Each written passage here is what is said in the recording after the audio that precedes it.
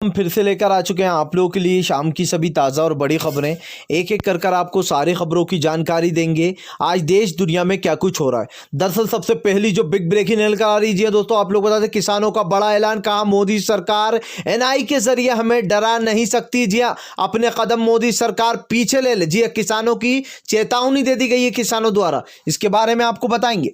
वहीं पर दूसरी बिग ब्रेकिंग हम आपको बताएंगे। जी हाँ दोस्तों, दरअसल कोवैक्सीन का टीका लगाने से 2 महिलाओं की तबीयत बिगड़ी। जी हाँ, आप लोग बता दें गुरुग्राम की 2 महिलाओं की तबीयत बिगड़ गई टीकाकरण कराने से। इसके बारे में आपको विस्तार से बताएंगे।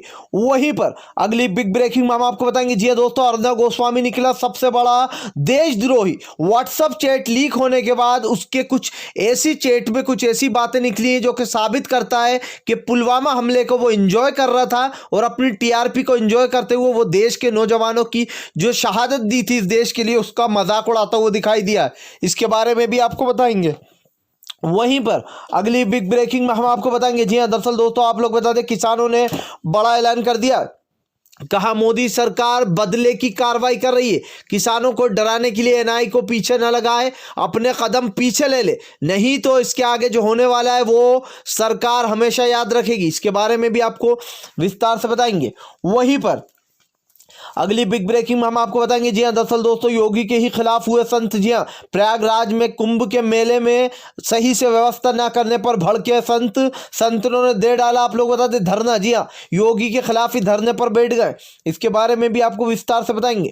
वहीं पर अगली बिग ब्रेकिंग में हम आपको बताएंगे। जी हाँ, प्रशांत भूषण बोले जिंदगी भर जेल में सड़ने वाला काम किया अर्नब गोस्वामी ने, लेकिन कोई भी गोदी मीडिया और कोई भी अब भाजपा का नेता क्यों नहीं दे रहा अर्नब गोस्वामी का साथ, क्यों नहीं बोल रहा इसकी तरफ। जी हाँ दोस्तों, ये बात इतनी बड़ी लीक हुई है कि इस मामले में अर्नब गोस्वामी को फांसी भी हो सकती है अगर पुलिस अपना सही से काम करे तो। इसके बारे में भी आपको विस्तार से बताएंगे। वहीं पर अगली बिग ब्रेकिंग में हम आपको बताएंगे। जी जीतन राम मांझी ने बदले अपने सुर। कहा फिलहाल जो यहाँ पर नीतीश अपना काम सही से नहीं कर रहे। इसके बारे में भी आपको विस्तार से बताएंगे।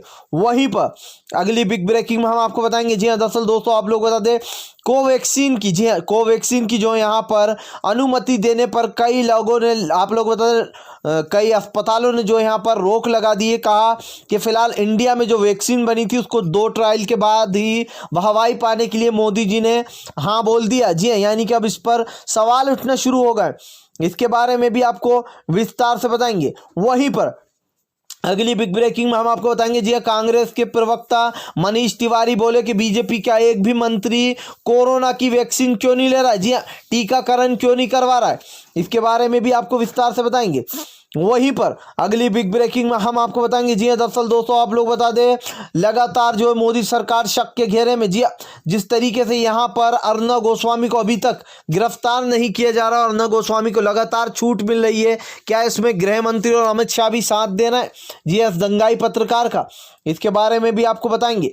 वहीं पर अगली बिग ब्रेकिंग में हम आपको बताएंगे। जी किसानों की आर पार की लड़ाई का ऐलान। कहा 26 जनवरी की पूरी तैयारियां हो चुकी हैं। जी बस अब 26 जनवरी का इंतजार है।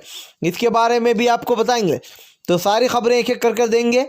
फिलहाल खैर चलिए बढ़ते हैं सबसे पहली और सबसे बड़ी खबर की ओर। दरअसल दोस्तों, आप लोग बता दें लगातार जो यहाँ पर मोदी सरकार शक के घेरे में आती जा रही। जिस तरीके से किसानों के ऊपर एनआई की बैठक बिठाई गई है उसको लेकर किसानों ने 2 टूक जवाब दे दिया। कहा फिलहाल मोदी सरकार संभल जाए। जी हाँ, किसानों से बदला लेने की भावना ना रखे, नहीं तो आने वाले समय में यह आंदोलन इतना तेज होगा कि सरकार की सारी अकड़ घुटनों में आ जाएगी। दरअसल दोस्तों, लगातार जिस तरीके से किसान अपना प्रदर्शन कर रहे हैं, जिस तरीके से ये सब कुछ चल रहा है, इसको लेकर लोग जो है या लगातार जो ये मीडिया है वो गलत सलत बता रही है। ऐसे में अब मोदी सरकार की जो 3 पावरफुल चीजें एनआई, सीबीआई और ईडी, इन तीनों को पीछे लगा दिया जाता है जब भी किसी को परेशान करना होता है। अब जो है यहाँ पर आप लोग बता दें किसान नेताओं के ऊपर जो है एनआई की बैठक बिठाई जा रही है। जी हाँ, आप लोग बता दें एनआई की बैठक बिठा दी गई है। अब आप खुद सोचिए कि यहाँ पर किस तरीके से इन चीजों को बढ़ावा दिया जा रहा है और इस चीज को लेकर इतनी ज्यादा अकड़ मोदी सरकार में कि लोगों के पीछे इन चीजों को इस तरीके से लगा देती है कि एनआई, सीबीआई से लोग डर जाएंगे और फिर अपने कदम पीछे हटा लेंगे। जी हाँ, ये ऐसा किया जा रहा है। लेकिन यहाँ पर आप लोग बता दें फिलहाल किसानों ने साफ साफ कह दिया, कहा फिलहाल अगर बदलने की भावना रखी, जी हाँ, अगर बदले की भावना रखी तो सरकार याद रखेगी। जी हाँ, हमारे साथ इस तरीके का व्यवहार ना किया जाए। और दोस्तों ये पहले भी किसान बोल चुके। फिलहाल खैर चलिए हम बढ़ते हैं एक और अगली बिग ब्रेकिंग की तरफ। बता दें आप लोग को अगली जो बड़ी खबर निकल कर आ रही है दोस्तों, कोवैक्सीन लगाने से 2 महिलाओं की बिगड़ी तबीयत। दरअसल आप लोग बता दें गुरुग्राम में 2 महिलाओं की तबीयत बिगड़ गई है टीकाकरण लगवाने से। जी हाँ, आप लोग बता दें फिलहाल जो यहाँ पर एक महिला जो है वो आंगनवाड़ी की में काम करती थी और ऐसे में दोनों महिलाओं की तबीयत खराब हो गई जैसे उनका टीका लगाया गया। उसके बाद जो यहाँ पर उनका ब्लड प्रेशर हाई होने लगा। हालांकि उसके बाद जब डॉक्टर ने उनको वगैरह उनकी हालत देखी और जो इंजेक्शन वगैरह लगाया तो फिर उनकी हालत थोड़ी सुधार आई। तो दोस्तों कहीं ना कहीं कोवैक्सीन को लेकर जगह जगह से खबरें आ रही हैं कि फिलहाल तबीयतें बिगड़ रही हैं कुछ लोगों की। फिलहाल खैर चलिए हम बढ़ते हैं एक और अगली बिग ब्रेकिंग की तरफ। बता दें आप लोग को अगली जो बड़ी खबर निकल कर आ रही है दोस्तों, एक और बार अर्नब गोस्वामी फंस गया। जी हाँ दोस्तों, दंगाई पत्रकार का असली रूप सामने आ गया है, जो अपने आप को देश प्रेमी बताता है, जो देश प्रेमी होने का नाटक करता है अपने चैनल पर चीख कर, जो किसानों को आतंकवादी बताता है, जो मुसलमानों को आतंकवादी बताता है। आज उसकी खुद की पोल खुल गई कि वो कितना बड़ा देशद्रोही है। मैं आपको कुछ पॉइंट बताऊंगा जिसके बाद आप समझ जाना कि जो लोग किसानों को बदनाम कर रहे थे, जो अर्नब गोस्वामी, उन लोगों को माओवादी आतंकवादी कहकर आज उसी की पोल खुल गई है। सबसे पहली बात दोस्तों, यहां पर अर्नब गोस्वामी की जो चैट लीक हुई है उसमें अर्नब गोस्वामी अपनी टीआरपी की तारीफ करता हुआ नजर आ रहा है। बोला है पुलवामा में जो 40 लोग मरे हैं अब उससे हमें काफ़ी, मतलब उसने ये नहीं बोला कि 40 लोग मरे, उसने कहा कि ये जो भी जितना भी बड़ा ये पुलवामा में हमला हुआ है इससे हमें बहुत फ़ायदा हुआ। जी हाँ, हमारी टीआरपी बढ़ने वाली है। सोचिए दोस्तों, हमारे देश के 40 नौजवान शहीद हो जाते हैं और अर्नब गोस्वामी सामने आने से कहता है कि अब तो हमारी टीआरपी उछाल मारेगी। जी हाँ, हमें बहुत अच्छी चीज़ मिल गई है, बहुत अच्छी न्यूज़ मिल गई है। सोचिए, एक तरफ देश के नौजवान मर गए और इसको अपनी टीआरपी बढ़ाने की पड़ी है। ये किससे बात कर रहा था? ये आप लोग बता दें बाहर के सीईओ पार्थ गुप्ता से बोल रहा था। जी हाँ, पार्थ गुप्ता से कहता है कि अब तो सब कुछ ठीक होगा। मैं एक एक कर पॉइंट बता रहा हूं, आप नोट करिए। उसके बाद आप लोगों को बता दें, ये कहता हुआ नजर आता है कि मुझे पता चला है कि अब जो यहाँ पर 2019 का दोस्तों एक गृह मंत्रालय जो है अमित शाह को ही मिलने वाला है। अमित शाह के ही, भले ही जो यहाँ पर दूसरे नंबर पर राजनाथ रहे, लेकिन जो गृह मंत्रालय है वो अमित शाह को मिलने वाला है और उनकी चलेगी। लोगों ने पूछा कि अमित शाह भी इस चीज़ में मिले हुए हैं। वहीं पर इसकी इसमें जो मैसेज इसके वायरल हुए उसमें एक जगह ये लिखा हुआ है, ये कहता हुआ नजर आ रहा है, साफ साफ कहता हुआ नजर आ रहा है कि फिलहाल हम जो है यहाँ पर टीआरपी मामले में हमारा खेल ना बिगड़ जाए, इसलिए जज को खरीद लो। सोचिए दोस्तों, अर्नब गोस्वामी जो है वो जज को खरीदने की बात कर रहा है, कह रहा है किसी और न्यूज़ चैनल की टीआरपी नहीं बढ़ जाए, टीआरपी ना बढ़ जाए, इससे पहले तुम जज को खरीद लो। जी हाँ, इस तरीके से अर्नब गोस्वामी जो है वो पार्थ गुप्ता से बोल रहा है और यहाँ पर साफ साफ दिख गया है कि कौन देश प्रेमी है, देशद्रोही है। प्रशांत भूषण ने कहा है कि ये जो चैट लीक हुई है अर्नब गोस्वामी की, इसके चलते अगर कानून व्यवस्था, अगर कानून कार्रवाई सही से हो अर्नब गोस्वामी के ऊपर तो उनको फांसी की सजा होगी। जी हाँ दोस्तों, ये देश का गद्दार है और देश की गद्दारी वाली बात की है। सोचिए, लोगों ने यहाँ तक मैसेज करना शुरू कर दिया कि ये पाकिस्तान से ज़रूर इसने पैसा खाया होगा। जी हाँ, जो देश की बात करा करता था आज वो सबसे बड़ा देशद्रोही निकल रहा है। तब आप खुद सोच लीजिए, यहाँ तक कि इसने अरुण जेटली की मौत का भी, यहाँ पर अरुण जेटली की जो मौत हुई थी उसका भी जो वाकया इसमें पेश किया गया, इसकी भी बात हुई है। तो अब आप खुद सोच लीजिए। और यहाँ पर अमित शाह का भी जिक्र किया गया है। जी हाँ, एएस कर। तो इस तरीके से यहाँ पर अमित शाह, यानी कि एएस का मतलब अमित शाह। अब सिंपल ही यहाँ पर अर्नब गोस्वामी खुद ही अपनी फालतू की चीज़ों में फंस गया है। जो देश प्रेमी का नारा लगाता था आज वो ही निकला है सबसे बड़ा देशद्रोही। फिलहाल खैर चलिए हम बढ़ते हैं एक और अगली बिग ब्रेकिंग की तरफ। बता दें अगली जो बड़ी खबर निकल कर आ रही है दोस्तों, एक तरफ तो जो है यहाँ पर टीकाकरण की शुरुआत हो चुकी है, लेकिन वहीं दूसरी तरफ लगातार विपक्ष मोदी सरकार पर अपना निशाना साध रहा है। आप लोगों को बता दें, दरअसल कांग्रेस के प्रवक्ता जो हैं उन्होंने अब इस पर सवाल उठा दिया। उनका कहना है, जी हाँ, मनीष तिवारी का फिलहाल बीजेपी के किसी भी मंत्री ने कोरोना की वैक्सीन क्यों नहीं लगवाई है। जी हाँ, अगर उन्हें इतना ही देश की जनता को वैक्सीन लगाना लगवाना है तो पहले देश की जनता को खुद तो वैक्सीन लगवा कर बताएं।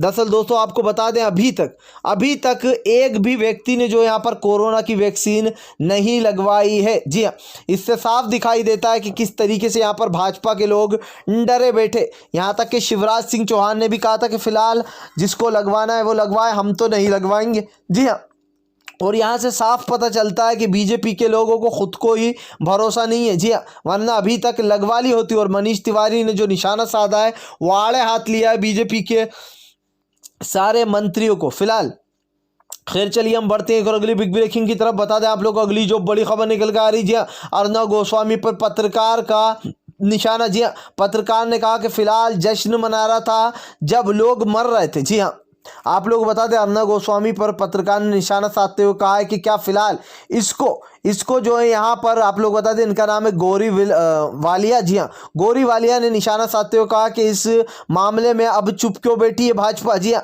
अब अपना मुंह क्यों नहीं खोल रही कि स्वतंत्रता खत्म होगी, पत्रकारों की जो है यहाँ पर उनकी आज़ादी छीनी जा रही है। अब क्यों अर्नब गोस्वामी पर मुंह में दही जमा कर बैठ गए भाजपा के लोग। इस तरीके से यहाँ पर दोस्तों आप लोग बता दें गौरी वालिया ने बड़ा हमला बोलते कहा कि फिलहाल देश का गद्दार है अर्नब गोस्वामी। जी और उन्होंने ये स्क्रीनशॉट भी लीक किया, उसका यानी कि साझा किया।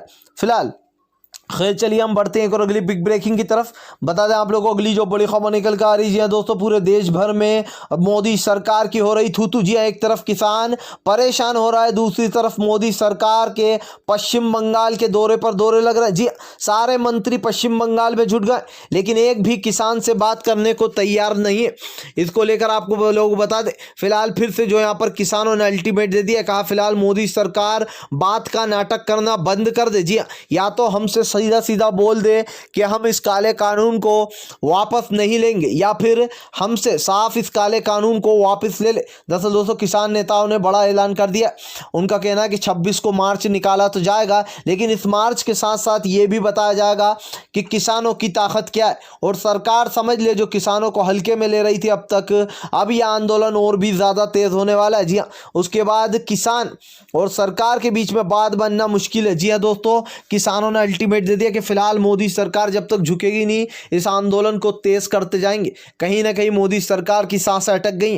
मोदी सरकार को यह समझ में नहीं आ रहा कि फिलहाल इस वक्त किया जाए तो क्या किया जाए, क्योंकि चारों तरफ चौतरफा सरकार जो है वो घिर चुकी है। सरकार को कुछ समझ में आ नहीं रहा है कि फिलहाल अब क्या किया जाए। फिलहाल खैर चलिए हम बढ़ते हैं एक और अगली बिग ब्रेकिंग की तरफ। बता दें आप लोग को अगली जो बड़ी खबर निकल कर आ रही है दोस्तों, राहुल गांधी का मोदी सरकार पर बड़ा तंज। का फिलहाल देश की अर्थव्यवस्था गिरती जा रही, मोदी सरकार को जो यहाँ पर अपने पूंजीपति यारों को जी अमीर बनाने की पड़ी है। दरअसल दोस्तों आप लोग बता दें कुछ पूंजीपतियों के लिए ही मोदी जी जो है यहाँ पर सारी चीज़ें करते हैं, ऐसा राहुल गांधी ने बड़ा निशाना साधते हुए कहा है कि फिलहाल इस देश का किसान परेशान हो रहा है। जी हाँ, तानाशाही सरकार है, लोकतंत्र को खतरे में डाल दिया है भाजपा ने। राहुल गांधी का कहना है कि फिलहाल देश के सभी लोग इस वक्त किसानों के बारे में सोच रहे हैं, लेकिन जिस तरीके से ये काला कानून लाया गया किसानों के हित में, ये सरासर गलत है। ये किसानों के हित में नहीं बल्कि उनके अगेंस्ट जाता है। लेकिन राहुल गांधी ने कहा मुझे हैरानी इस बात की कि मोदी सरकार अपने कदम पीछे हटाने में इतना डर क्यों रही है। जी हाँ, क्या नाक ऊंची है इस वजह से, या फिर दोस्तों अडानी और अंबानी से वादा कर चुके, क्योंकि लगातार दोस्तों मोदी सरकार के ऊपर बड़े बड़े सवाल उठते हुए नजर आ रहा है। और जिस तरीके से ये सब कुछ हो रहा है इसको लेकर किसान पहले से परेशान है। किसान ने तो ऐलान कर दिया है तो यहाँ से उठकर जाएगा नहीं, चाहे जो हो जाए। जब तक कि किसान का हक उसको नहीं मिल जाता तब तक किसान यहाँ से पीछे हटने वाला नहीं है। फिलहाल खैर चलिए हम बढ़ते हैं और अगली बिग ब्रेकिंग की तरफ। बता दें आप लोग को अगली जो बड़ी खबर निकल कर आ रही है, तेजस्वी यादव ने साधा नीतीश पर अपना बड़ा हमला। कहा फिलहाल नीतीश सरकार जो है वो लोगों को बेवकूफ़ बनाने का काम कर रही। जी हाँ, बिहार की जनता को धोखा दे रही है।